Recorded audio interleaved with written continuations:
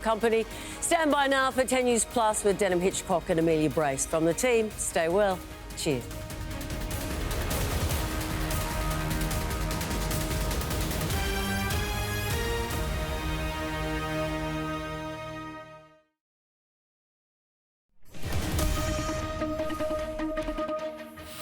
They call themselves Scattered Spider, the shadowy hackers suspected of sinking their fangs into Qantas customers' data. On 10 News Plus, what we know about the online thieves who've taken the personal information of up to 6 million Qantas passengers. Names, emails, phone numbers and more. What do the hackers want and what can you do if you're a victim? Plus, the new rules for childcare workers and their mobile phones after those horrific allegations of abuse inside a centre in Melbourne.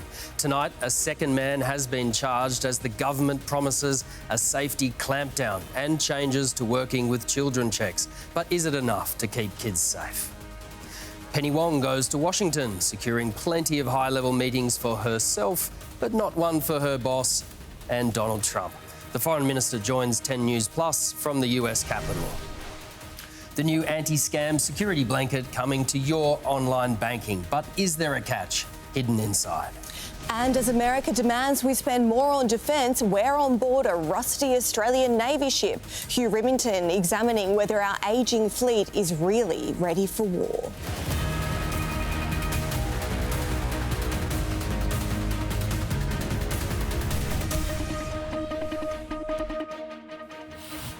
Thanks for watching. Also on 10 News Plus tonight, the Undertaker to the underworld. His mission to save young men from the grip of organised crime. His heartfelt message and the incredible moment of forgiveness at a family's darkest hour.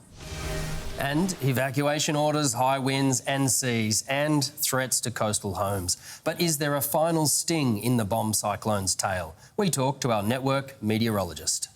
But we begin with yet another data breach, and this time it's hit up to 6 million customers of Australia's largest airline. Hackers have accessed systems inside a Qantas overseas call centre, stealing names, addresses, emails and phone numbers. Experts we've spoken to are blaming it on a murky cybercrime group known as Scattered Spider.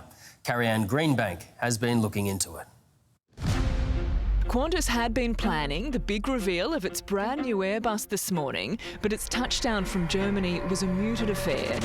The celebrations cancelled amid a very different revelation that a significant amount of customer data has likely been stolen from its records in a cyber attack and is in the hands of hackers. It adds to the more anxiety about these sorts of security breaches. Qantas passenger Zella Fitzpatrick asking the questions all the airline's customers will want answers to.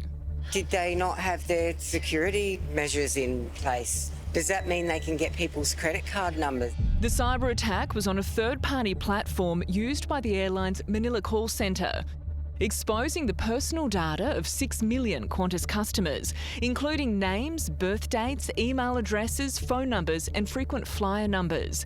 The airline stresses no credit card details, passport details or financial information was accessed, as they're stored on a different system. Still, technology experts say the breach carries a genuine risk of targeted scams against those customers, or worse. It's a significant breach because, names, addresses, date of births, these are the aspects that can lead to identity theft. Some cyber experts and aviation insiders suspect the culprit is the notorious hacking group Scattered Spider. Just days ago, the FBI warned it had recently observed the cyber criminal group expanding its targeting to include the airline sector. Scattered Spider is sort of a cover term for a dispersed group of young hackers believed to be operating in the UK and the US primarily for financial motivations.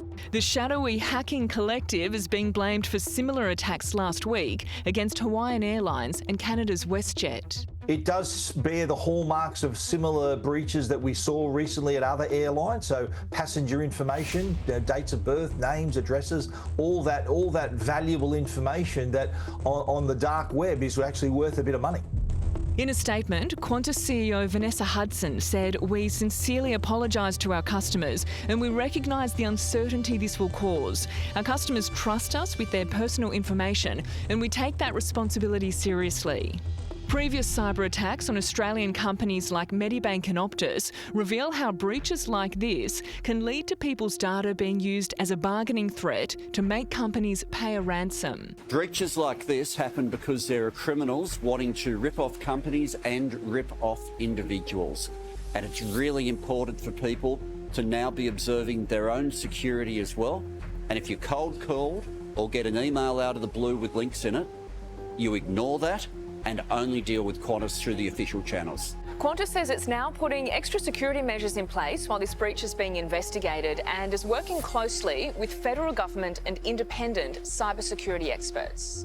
The Australian airline says the system that was breached is now contained and it's set up a dedicated contact number for worried customers where they can talk through identity protection. The massive data breach, a warning for other airlines. If this is a trend, if Scattered Spider are targeting other airlines, then it'd be in those other airlines' best interest to make sure their systems are well and truly secured. She's travelled 16,000 kilometres from Canberra to DC in the name of diplomacy. And while we can't say Penny Wong has come up empty-handed, our Foreign Minister has not been able to lock in what increasingly seems like the impossible prize, a simple face-to-face meeting between our Prime Minister and Donald Trump. In a moment, we'll hear from Senator Wong herself, but first, here's Network Political Editor Ashley Raper. Diplomacy in DC. A four-sided alliance known as the Quad, bringing foreign ministers together from the United States, India, Japan and Australia. It's really wonderful to be back here in Washington. This is a very important Quad meeting. We like to do these every 6 months, right? Every 5 months. But we're honoured to host them here today in this very important partnership. So the Foreign Minister, Penny Wong, is among friends. But in public introductions, not all friendships appear equal for the host, the US Secretary of State. Who's become a friend. I've seen him a number of times now in just 6 months on the job. He's been very busy, but my colleague from India, who will be followed by my colleague from Australia, and then, of course, Japan, who I've also seen quite a number of times. In fact, I've seen you more than my own children. And from the outside looking in, what's your assessment of Australia's relationship with the United States right now? Well, right now it's not where it needs to be. We need to see progress on getting exemptions to tariff barriers. We need to see progress on AUKUS. We know little about this AUKUS review. We've got no more clarity about that since Penny Wong has been in Washington. And we need, obviously, to see a meeting between the President and the Prime Minister. Do you think it's up to the Foreign Minister to lock in a face-to-face meeting for the Prime Minister with President Trump while she's in DC? Well, there's few people more influential in foreign policy than the Foreign Minister. So I think she is in a very good position to make sure that we strengthen the alliance and we get meetings set up. When the Foreign Minister and the US Secretary of State met one-on-one for 45 minutes, Penny Wong says the rescheduling of the meeting between their leaders was discussed with no date. So was AUKUS, but the US demands for Australia to increase its defence spending was not. Australia's arguments against tariffs were also raised. The pause on the Liberation Day tariffs comes to an end in a week, and that halt won't be extended. No, I'm not thinking about the pause. We've dealt with Japan. I'm not sure if we're going to make it. I doubt it with Japan. They're very tough. You have to understand they're very spoiled. For another Quad country, the outlook is more positive. I think we're going to have a deal with India, possibly. And that's going to be a different kind of a deal. It's going to be a deal where we're able to go in and compete. But it's unclear the President's position on Australia. Unlike the leaders of Japan and India, Anthony Albanese hasn't had in-person negotiations. The Prime Minister seems to be managing expectations of what can be achieved. Are you confident that he can get a deal done? Well, not if he can't get in the door. And earlier today, I spoke with the Foreign Minister in DC. Penny Wong, thanks for your time. Why haven't you been able to lock in that meeting between Donald Trump and our Prime Minister? Well, good to be with you, and we're looking forward to that meeting being rescheduled, and certainly I spoke with Secretary Rubio about the meeting. He again expressed regret for the fact the meeting had to be rescheduled because the President had to return early from the G7, so looking forward to the two leaders meeting. It hasn't been rescheduled though, we don't have another date. Oh, we will work on rescheduling together, that's what he and I agreed, and we look forward to that meeting occurring. Is there a lack of urgency here, though? The pause on tariffs expires next week and the review of AUKUS is up soon. Don't we need this meeting now?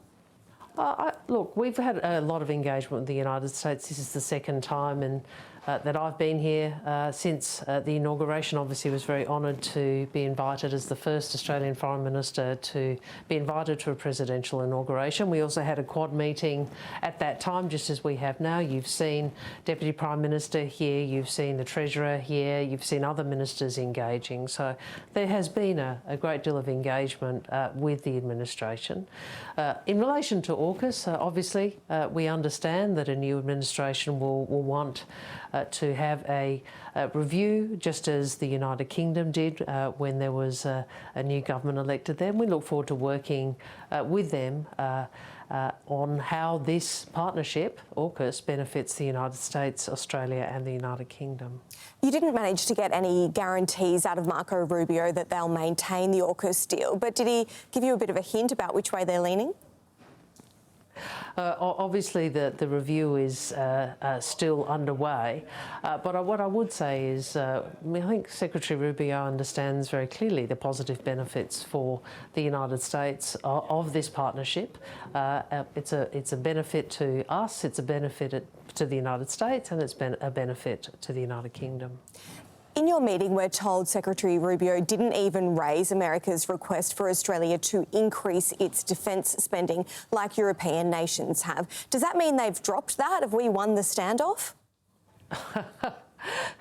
I wouldn't describe it as a standoff. I have seen diplomatic standoffs, and I don't think this can be classified as one. Obviously, it wasn't an issue. It wasn't raised with me. We did discuss, however, the work that we do together, and we shouldn't underestimate the extent to which, through the alliance, we do a lot of work together for bilaterally, but also for the contributing to the stability of the region. Is our relationship on shaky ground, though, if Donald Trump won't make the time to meet our PM? We know he likes those personal relationships. He's met other leaders a number of times since taking over in January. Why can't he make time for us? Well, look, they're not the words I would use to. What words would you use? Relationship, and what I would say, what I would say to you is that the Prime Minister and the President have had two very constructive phone calls. They were scheduled to meet at the G7. Obviously, the President had to leave because of what was occurring in the Middle East. We understand that. As I said to Secretary Rubio, we understand that. And we understand also that there are other countries who were not able to meet with the President as scheduled because of that. We're looking forward to rescheduling the meeting.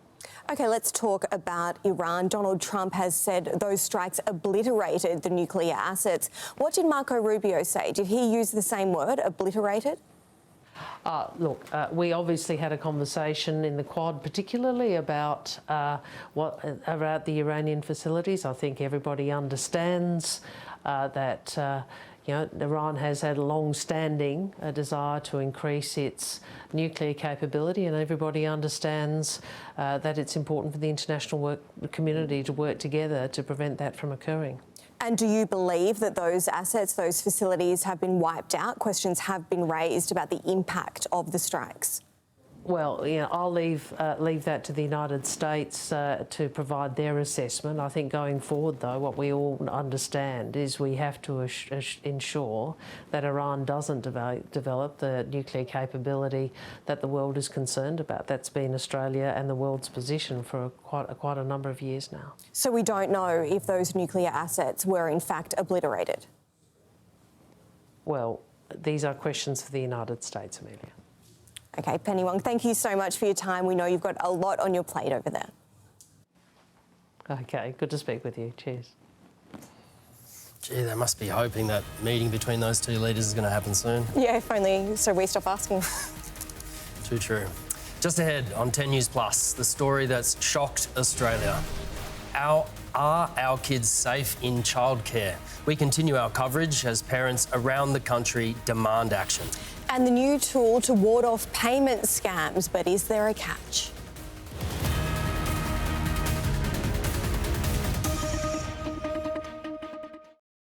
At tvweeklogies.com.au. The Great Aussie Barbie is getting even greater. I'm making a bougie barbecue. Nice. Who will grill their way to glory? That is a barbecue banger, mate. MasterChef on 10. Watch and stream free. Don't miss it, 7:30 tonight. You wouldn't know it, but this morning Jasmine was running a fever. With a dose of children's Panadol that can start to reduce fever in 15 minutes and a good nap, she's ready for, everything? Help them back to their epic best with children's Panadol. At Spotlight's massive home sale, save 40% off sheets, 40% off tontine quilts, mattress protectors and toffers, and Kuar and Jersey quilted quilt cover set queen bed, $59. So you can make it, shake it and snuggle it for less, all backed by our bargain guarantee. Sale on now. At Spotlight, it's what you make it. It's Australian citrus season, and sweet, seedless, easy-to-peel amaret mandarins are exclusive to Woolworths and just $3.90 a kilo. From the fresh food people. The Allcastle Bannaby 38. 2 dwellings on 1 block. 8 bedrooms, 4 bathrooms. Live in one, rent one from $659,995. Make it Allcastle Homes. Dry sensitive skin? Try Dermavine's Daily Nourish Wash and Lotion with Oat Active Plus, $19.99 each at Chemist Warehouse. Used together, they are clinically proven to double your skin hydration in just 2 steps. Live, look, feel well at Chemist Warehouse. It's Super Cheap Auto's Super Sale. Club members save 40% on selected big brand engine oils, plus 15% off Century Automotive and 4-wheel drive batteries. Make it super. Super Cheap Auto. There's nothing quite like the mighty Airbus A380. This will carry around 480 passengers. And it must depart soon. The crew haven't turned up. We're still missing 30 bags. Airport on 10. The new Aussie series, 7:30 Thursday. The amount of times I watched Deal or No Deal this year is crazy. Will the super fans strike up a super deal? Are you joking? Next on 10.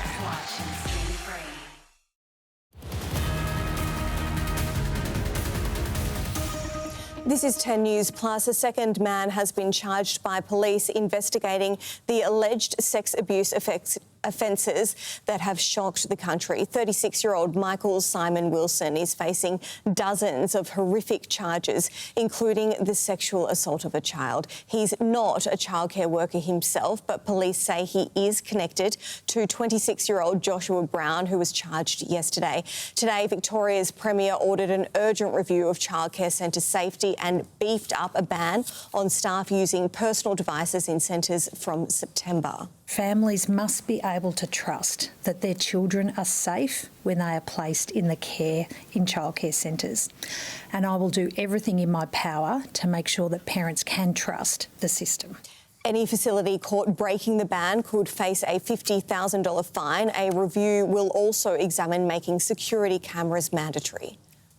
The case has sparked a lot of debate about how someone accused of being a serial predator seemingly raised no red flags.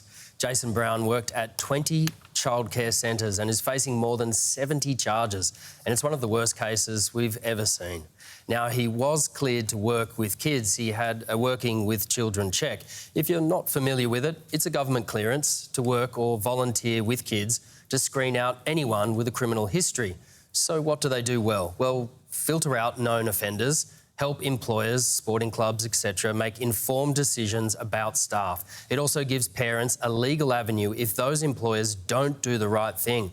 But it only works if you've already been convicted. If you've never been caught, it's not much good. And there are no real-time updates. It's state-based and there are gaps between each state on information sharing. And Brown isn't the first childcare worker accused of being a serial pedophile.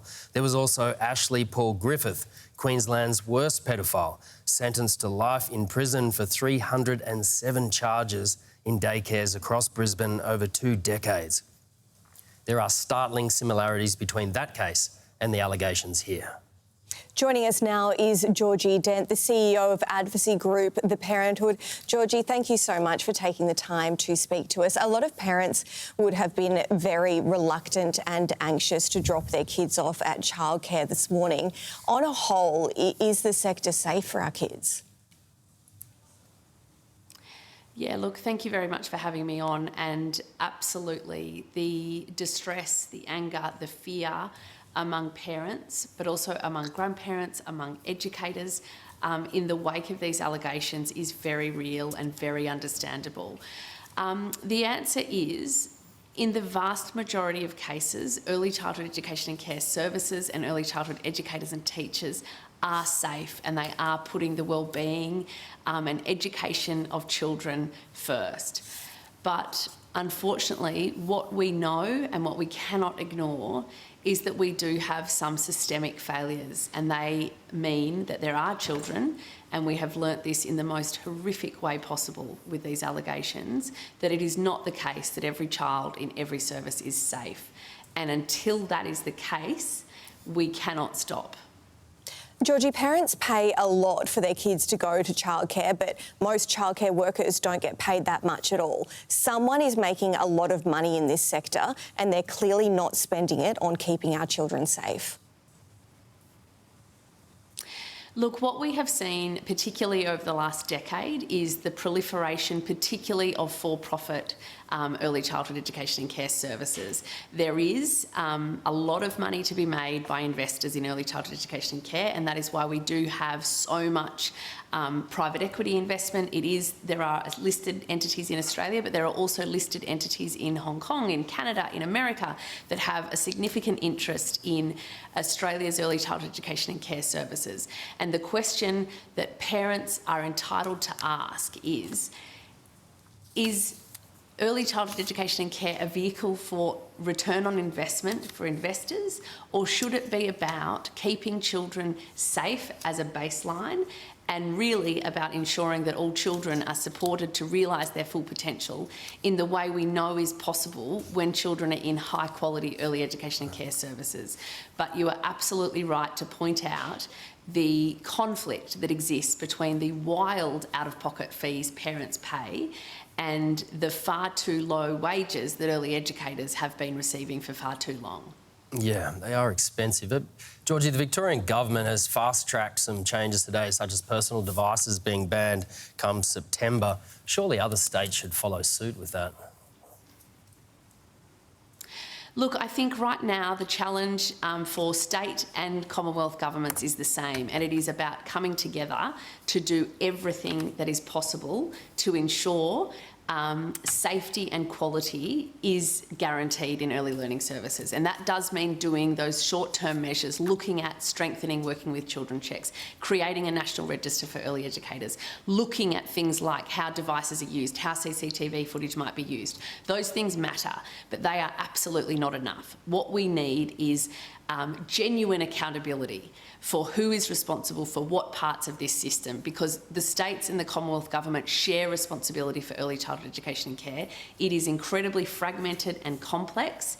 The Parenthood has been campaigning for an early childhood commission to have the leadership function that is required to ensure that we have accountability, that we have integrity, that everyone is clear on who is responsible for what in early childhood education and care services, so we can reduce the likelihood of horrific allegations like this ever occurring. Georgie, both of us here at the desk have kids in childcare, so yeah, this one hit home for us. Thanks for your time tonight. Thanks for having me. To some breaking news now, and Kanye West has been denied a visa to come to Australia. Home Affairs Minister Tony Burke made the decision, citing the release of a song by the rapper titled Hail Hitler. Kanye had originally been granted a low-level visa to visit his wife's family, having been married to Melbourne woman Bianca Sensori since 2022. The minister says Australia will not import hatred. Here's what else is happening right now. US President Donald Trump says he's brokering a peace deal that could see fighting between Israel and Hamas halted for 60 days.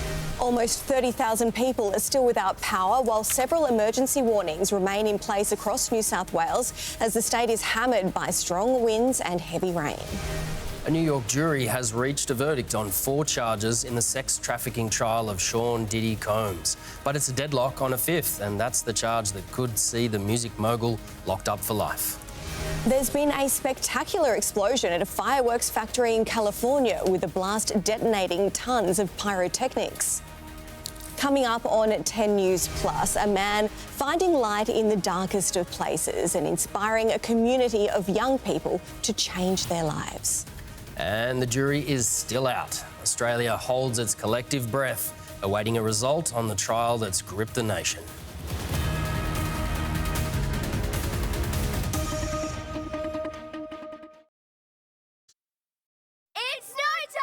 Mega snow play zones, awesome ice skating, giant ice toboggans. The cool stuff just keeps on coming. Hunter Valley Gardens Snow Time. Get your tickets now at hvg.com.au. Want luxe longwear makeup without the luxe price tag? Try Revlon Colour Stay Longwear Makeup, $19.97 each at Chemist Warehouse. Get 24-hour long-lasting coverage with skin-caring ingredients to improve skin quality. Live, look, feel fabulous at Chemist Warehouse. Everything we know about dragons is wrong. All right, bud, you ready? Watch out! Pick up! How to Train Your Dragon. Only in cinemas now. Yes, a buttery spread. Melt upon my crumpety head. Please, jam and cream cheese. Crumbly feta. How about honey? An egg? That sounds yummy. Peanut butter, 2 bananas. Give me butter. Avocado.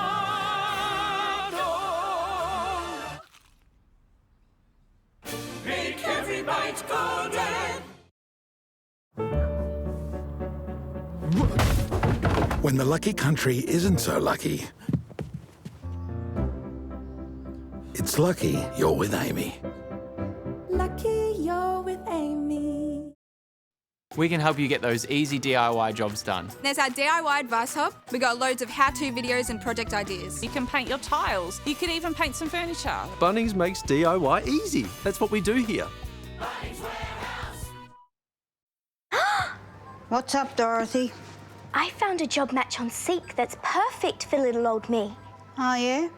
Take the next step as team leader, guiding 3 direct reports on the yellow brick road to success. A role within Oz, and it's pet friendly. Oh, Toto. Any work from home opportunities? Home? Well, there's no place like working from it. For the best job matches. Seek. And you shall find. Top price luxury or a cheap renovator? I'm sorry. It's full worth it. Someone will need to compromise. Probably going to be me. It will definitely be you. House Hunters Australia on 10. Watch and stream free. Don't miss it. 7:30 Friday.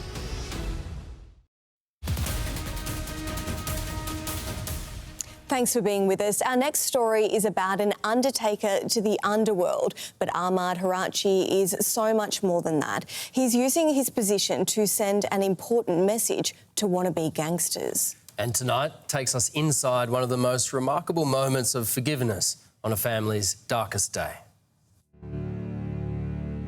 Ahmad Harachi sees death differently. Among the tombstones, others read names and dates. He remembers faces and families. When people ask what you do for a living, what do you say? I smile, just like now, and I say I'm an Undertaker. I'm at the worst day of someone's life. Online, he's known as the Aussie Mammoth. This muscle giant has built up millions of followers. Wherever you're going around the world right now, there'll be someone praying. But here at the Lakemba Mosque in Sydney Southwest, Ahmed's calling is more traditional and meaningful. He washes and prepares the bodies of Muslim men for burial.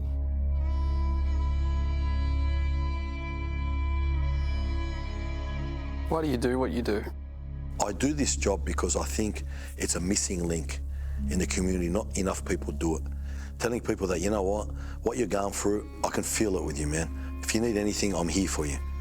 A role that's given him a unique insight into the toll of the Gangland War. I've washed and buried and I've counted bullet holes, and I think the most I've counted on a body was 37 bullet holes. Man, that's worse than someone dying in a war zone. An attack that's thrown out the rule book of underworld crime. Desperate parents now call upon him to help set their wayward sons on the right path. I call them and they usually freak out. Why is the Undertaker calling me? And I bring him in here and they'll come for a funeral or just a process like this, and it wakes them up. When I point at this table and I tell them, you see this table? It had this guy on it and this guy. These are the guys they look up to. They were all washed on this table. This table serves one purpose. Put me on here, wash me, shroud me, pray upon me and bury me. It is your actions that are going to determine what kind of ending you have. But to support so many, he had to be strong. He had to be unbreakable. Once a professional bodybuilder, he still begins every day like this. I want to be a walking billboard because I believe to get people's attention, you need to have something that they look at you, and then what comes out of your mouth second is the icebreaker. It determines, what kind of thought people are going to have about you. Tough, but there's still one tombstone he can't walk by without feeling a little weak. 9 months I kicked and made her hungry and woke her up in the nights. 9 months of her enduring the pains of birth and pregnancy to bring me to the world. And then the struggles of raising me. Talk us through your relationship with her. Mum. One thing you learn when you lose a mother or father, or you lose both, you'll never say those words again, mummy, daddy. I wish I hugged her one more time, bro. I just didn't get enough from her, And everyone out there who's lost a mother, father, they know what I'm talking about now. Their memories. And that's what I tell everybody out there. That's why I do my job. Thousands of bodies have come across Ahmed's table over almost 3 decades. The toughest just 6 weeks ago. The one that sticks the most is my dad. The guy that used to chase me when I mucked up, come back from the back door, he's waiting for me, where are you, All of a sudden, he's on this table. I'm giving him the same dignified right I give to every other person. Just because it was my dad doesn't make a difference. Every single one of us has a date with death. Don't wait till it's too late. Do good now while you're doing it. Allah subhanahu wa ta'ala reward us accordingly. In Ahmed's words, he made death go viral as far back as 2017, when Sydney was rocked by the death of an 8-year-old boy, Jihad Darwish. A car had accidentally driven into his classroom. There was fury at the woman behind the wheel. At the funeral, Ahmed was driving the hearse and live-streamed the boy's father's message of forgiveness. There was a rumour going around that there was going to be retaliation on this lady. So I said it to him, brother, is there really going to be retaliation on this lady? He looked at me and said, no. He said, I forgive her. I said, would you say that? It's for the world to see. And you know what? I went Facebook Live and he said it. The father said that all this stuff happening about the threats to this lady and abuse is not from them. No retaliation is coming from the family of the boy. They have forgiven. If anything, they want to sit with this lady and talk with her and tell her we forgive you. Ahmad visits Rookwood Cemetery almost daily. For him, it's a regular reminder about the importance of life and not to waste it. The cemetery is a quiet place, but with a loud message. Move through this world like time is running out. Make the most of it every day. Well, a big man with a big heart. Yeah, and his message to troubled youth probably more effective than what they would hear from the police. Absolutely. Beautifully shot too by our resident camo, Joel. Next on 10 News Plus, wild weather remains. 10 meteorologist Josh Holt joins us with the latest as the East Coast feels the fallout of that monster bomb cyclone.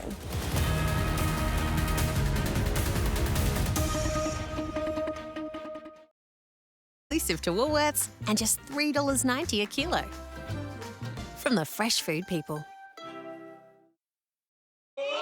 Can you imagine a more epic clash? 4 and 20 Pies meets Domino's Pizza. Your favourite pizzas surrounded by Aussie beef pies and tangy tomato sauce.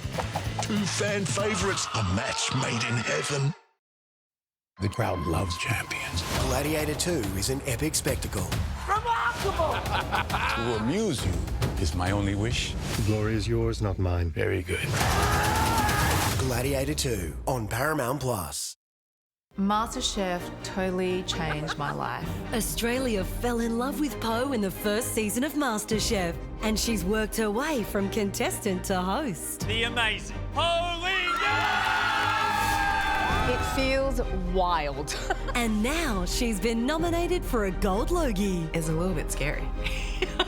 So if you think Poe should win gold, it is game on. Then vote for her at tvweeklogies.com.au. The Great Aussie Barbie is getting even greater. I'm making a bougie barbecue. Nice. Who will grill their way to glory? That is a barbecue banger, mate. MasterChef on 10. Watch and stream free. Don't miss it, 7:30 tonight.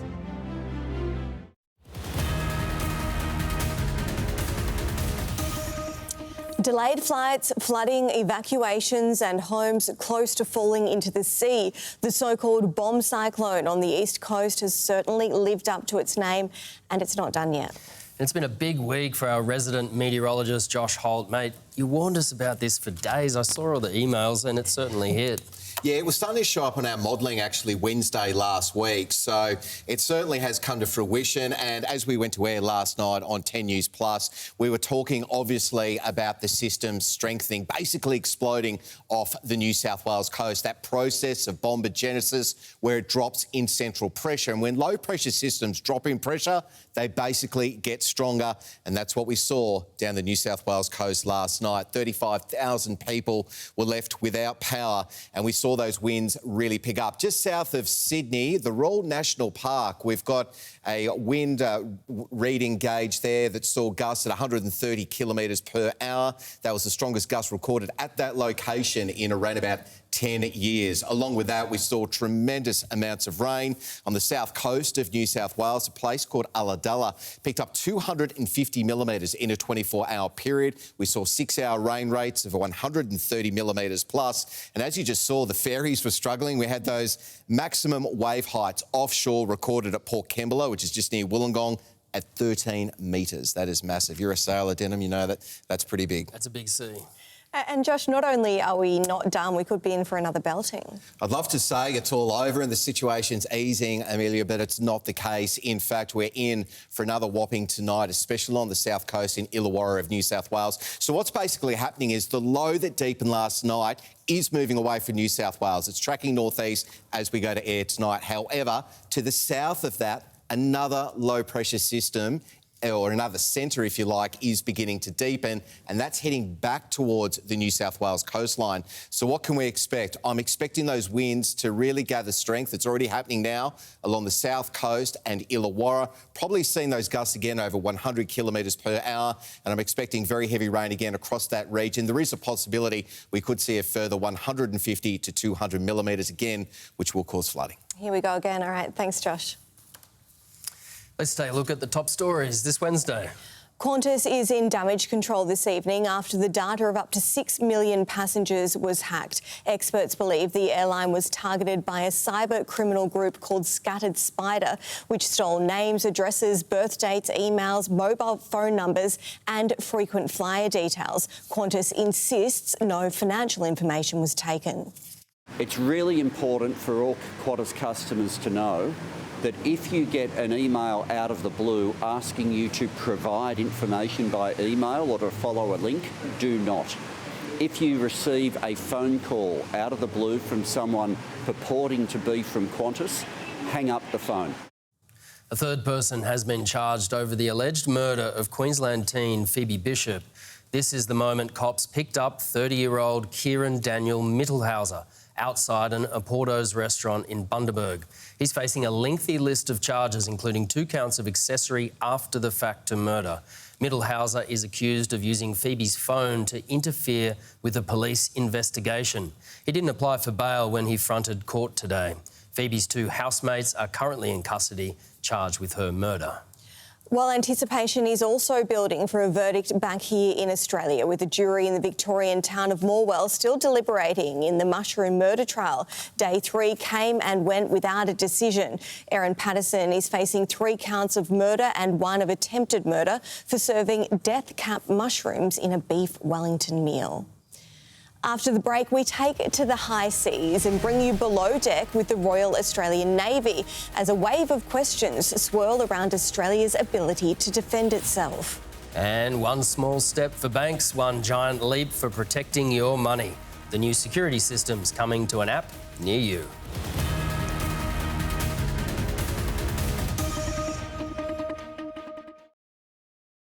It was a big crime, the biggest in 20 years. The first time that this glamorous life turned around and bit her. 10's exclusive Australian premiere. Kim Kardashian was robbed at gunpoint, made off with her jewellery worth millions of dollars. 8:30 Thursday, uncover the shocking details of what really happened that night. And maybe one day the diamond will resurface.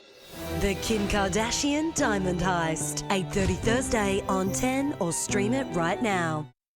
Head to Chemist Warehouse and save on big brands like Athlete Fizz 10 Pain Relief Gel 70 gram, $13.69. Rexona Deodorant 230ml range, $6.24 each. And Little Swiss Prebiotic and Probiotic Gummies 100 pack, $33.99. Chemist Warehouse, great savings every day. With Light and Easy, you're cooking less, eating better and getting great results. With Light and Easy, I've lost 43 kilos. Troy's lost 53 kilos. It was great because you didn't have to do the work yourself. There was no meal prepping, no grocery shopping. You just grab and go.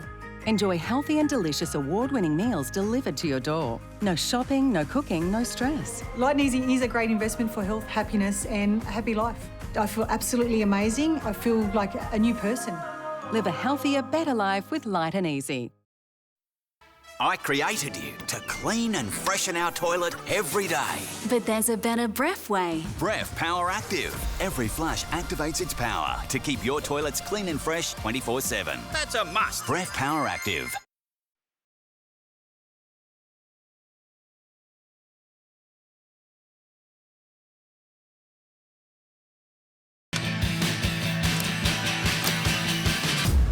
Alison! And will she be back?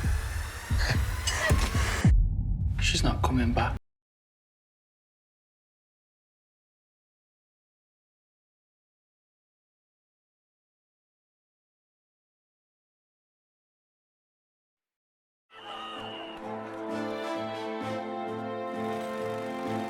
Panadol Rapid gets working 10 minutes faster on pain than regular Panadol tablets. Fast relief, trusted by millions of Aussies. When you spend only 0.02% of your time doing bank things, you can spend 21% of your time tickling the ivories, 11% on making power moves, 15% on speaking another language, 38% on romance, and 16% on watching your power move pay off.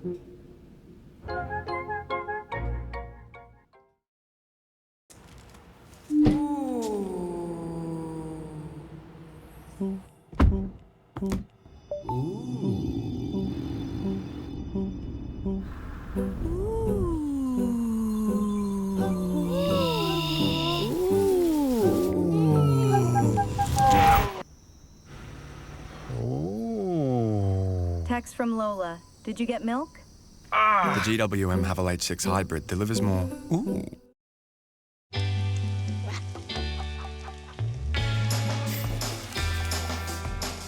It's taken my family generations to perfect the perfect curry. Patax makes perfect.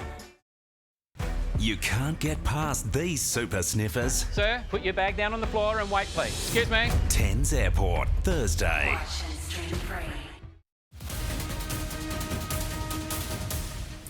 This is 10 News Plus. If nothing else, 2025 is the year Australians woke up to the fact we are woefully underdone when it comes to defence readiness.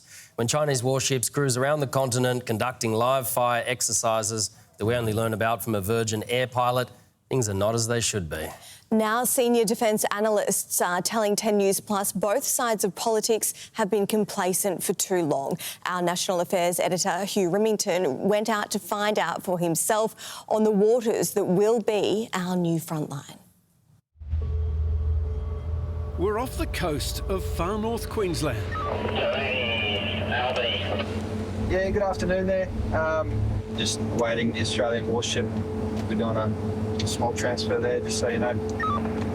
Thank you for the update. Ahead is the frigate Arunta, the workhorse of a surface fleet our Defence Minister admits is ageing and increasingly fragile. We inherited a declining fleet from the former government, and we did not inherit a plan to replace it. Thanks, mate. Good, mate. How are you? Good to meet you. The operations officer on board. Hello, Hugh Remington. We're here to investigate Australia's war readiness in what our most senior analysts agree is the most dangerous period we've faced since the end of World War II. You have a sense that the times have genuinely changed? I'd say it's clear the times have changed. For years, defence planners have been warning us Australia is not match fit. You're really looking here at some of the best technology that the end of the last century could offer us. Peter Jennings is a former Deputy Secretary of the Defence Department. He was once tasked with our national defence strategy, and he is now strident among those voices raising their concerns. A glance at our major East Coast naval base in Sydney Harbour tells the story. My concern is that it's becoming a bit of an antiquarian museum. They need to have modern, well-functioning ships, not ships which are permanently under maintenance. The government's focus for our Navy is on the contentious AUKUS nuclear submarine project, but it also plans new surface warships. This is the most consequential investment in the surface combatant force of the Royal Australian Navy in generations. The largest fleet that we will have since the end of the Second World War. But these new war machines are also expensive and years away, and they neglect the global rush towards drone capacity. What you don't see is things like uncrewed autonomous systems, which is really going to be the future of navies worldwide. So, as our Navy becomes our frontline fighting force, what might conflict look like, and how ready are we to face it?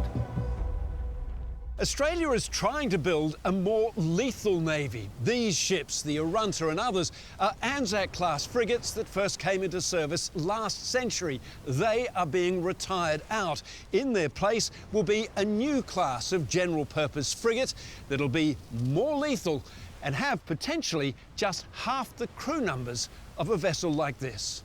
But to help pay for those, we've had to cut back our order for the much more deadly Hunter-class frigates, from 9 to 6, while the threat builds beneath the waves. So if there was an unfriendly nuclear submarine underneath this ship as we sail right now, would you know it? I hope I would, yes. Commander David Clarkson is the model of the modern naval officer, earning 4 university degrees from statistics to psychology, including 3 master's degrees since he joined us from the Canadian Navy nearly 20 years ago. You've just come back from an anti-submarine warfare exercise? Yes. Involving a number of Australian ships and the Collins-class submarine? Yes. Who won, the surface ships or the Collins-class? If you ask us, we won. If you ask them, they won. That's always the case. But he has no illusions about the power of submarines. In general, 1 ship against 1 submarine, the ship will lose. 2 ships against 1 submarine, 1 ship will lose, and then you're back to the first situation. But once you get aircrafts into the mix, it really changes the game because the submarine can't affect an aircraft in the same way that it can sink a surface ship. It makes the Seahawk helicopter carried on these frigates the key to survival. In fact, the Seahawk helicopter is perhaps one of the best anti-submarine warfighting capabilities we have. But it only works when it's flying? Yes. And the Seahawk cannot fly when winds are strong or the seas are high.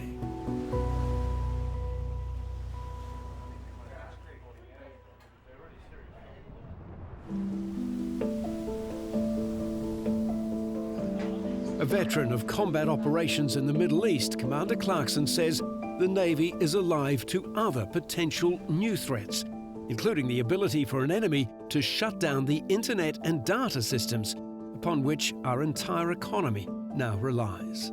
Essentially, even that is vulnerable. It is. So 99% of all internet traffic goes by the undersea cables, of which there are millions of kilometers under the sea at the moment. And yes, as recent events have shown, they are vulnerable.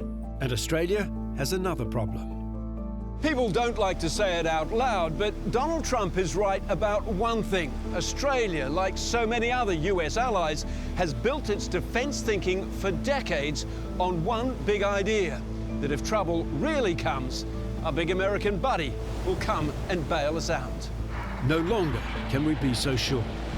Last week, the European members of NATO bowed to Donald Trump's pressure to lift steeply defense spending. I've been asking them to go up to 5% for a number of years, and they're going up to 5%. No one is pretending that comes pain-free. The countries have to find the money. It's not easy. These are political decisions. I totally recognize that. Given the international security situation, there is no alternative. We've got to do this. The US wants Australia to lift our defence spending to 3.5% of GDP, an extra $40-odd billion a year. The threat China poses is real, and it could be imminent. We hope not, but it certainly could be. Neither side of Australian politics is remotely keen to go that high. We're a sovereign nation that need to have pride in our sovereignty and in our capacity to make decisions in our national interest. The question in which we all have a stake is, can we be sure of our security when in the new world we're doing it slowly and on the cheap? Still to come, an extra layer of security to protect your money. And Americans telling us what to do when it comes to the roo.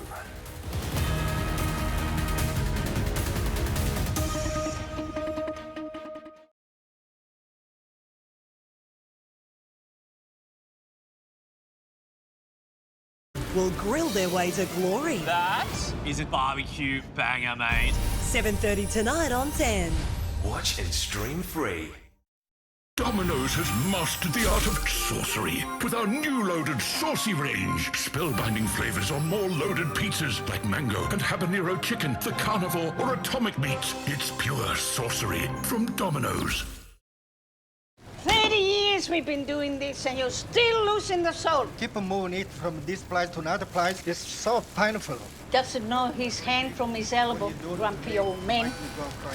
Rachel, hello, sweetheart. Just up here, love. Thank you. I threw a couple of extra dinners in for the kids. Love to them. Oh, thanks you too. Bye-bye. Rachel, Bye. I wish you were that nice to me. Molo was nice to you. I'm a nudger. Kamina. With Lee Kum Kee, you can make a succulent Chinese meal at home. Stir fry, chuck in the trusted soy sauce. Look at that spice. Bit of Lee Kum Kee here and there. See? A succulent Chinese meal at home. Lee Kum Kee, delicious moments every day. We can see more of the world than ever. With Bridgestone Tech Check, you see what needs repairing now and what can wait, so you can go with confidence. Bridgestone Select Tyre and Auto. You wouldn't know it, but this morning Jasmine was running a fever. With a dose of children's Panadol that can start to reduce fever in 15 minutes and a good nap, she's ready for, everything? Help them back to their epic best with children's Panadol. Miss you.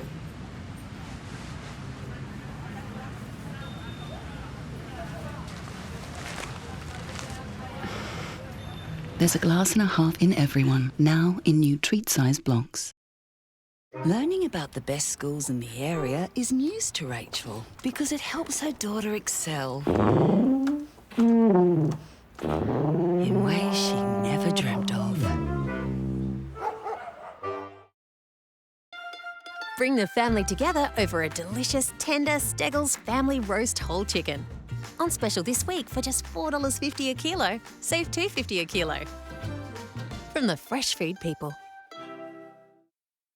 We make bathroom DIY easy. Mondella Rail Shower, $144. Estillo Towel Ring, $12.76. Where you find a competitor's lower price on the same stocked item, we'll beat it by 10%. Lowest prices are just the beginning. If I say she's an icon, she's an icon. The greatest of all time. Iconic. The supermodel of concealers. Maybelline New York, baby. From one icon to another. Makeup hard to remove? Try using Garnier Micellar Water. Removes everything, even stubborn makeup in one swipe. Australia's #1 micellar water. Removes up to 100% of makeup and residue. By Garnier. Naturally. The amount of times I've watched Deal or No Deal this year is crazy. Is this super fan about to strike up? A super deal. Mate, are you joking? What we're witnessing here is beautiful. Next on 10. Watch and stream free. On 10's Late News, we will have the latest on the wild weather that's going to smash the East Coast again and why activewear brand Lululemon is suing Costco. See you just after 10:30 on Channel 10 or stream us on the app. If you've ever made a mistake or fallen victim to a scammer by sending money using your banking app, this next story is for you. There's some new tech about to launch, although there may be a catch. Claudia Vodoljak explains. Australian banks are rolling out a new weapon to protect us from scammers and to catch any mistakes we might make when we're sending payments. It's called confirmation of payee. So, how does it work? Well, it's an extra layer of security when you enter the name, BSB and account number of the person you're trying to pay. Let's say you're sending your friend $5 for coffee and you've accidentally mixed up a number. When you check it, this alert will appear. Close match, but double check the details. So what about scammers? Say you've been sent a fake invoice for a plumbing job and you're about to be tricked into sending an impersonator a big sum of money. Your bank will pick up that the name does not match the account details with this warning. Some banks, including Commonwealth, Westpac and Bendigo Bank, already have their own similar anti-scam systems, but now all banks will move to this universal method, working together to share information. It will be available with the big banks by the end of this month and fully rolled out across the board, including for smaller credit unions by December. The banks tell us that building this scheme cost them $100 million, and while that seems like a lot of cash, when you consider how much Australians lose to scams each year, it's a drop in the ocean. There is one big catch though, and it's in the fine print. A warning that with this system in place, if you ignore the warning and go ahead with the payment anyway, it's usually going to be on you, meaning the banks are unlikely to cover any losses. Always check the fine print, Denham. I never check the fine print. It's one of my many faults. Now here's a look at what's coming up on the show tomorrow. Why is America telling our farmers what to do with our kangaroos? I think they should look in their own backyard before they start criticising anyone. Then Sunday, Bob Catter's Barney with the Irwins. You live in Brisbane, so shut up and stay out of our lives. Is crop conservation killing Queenslanders? 200,000 crocodiles. Is there enough room for the both of us? 10 News Plus at 6 tomorrow. After 10 News at 5. And that's 10 News Plus for this Wednesday. We'll be back tomorrow at 6 p.m. And the late news tonight is at 10:30. Thanks for your company.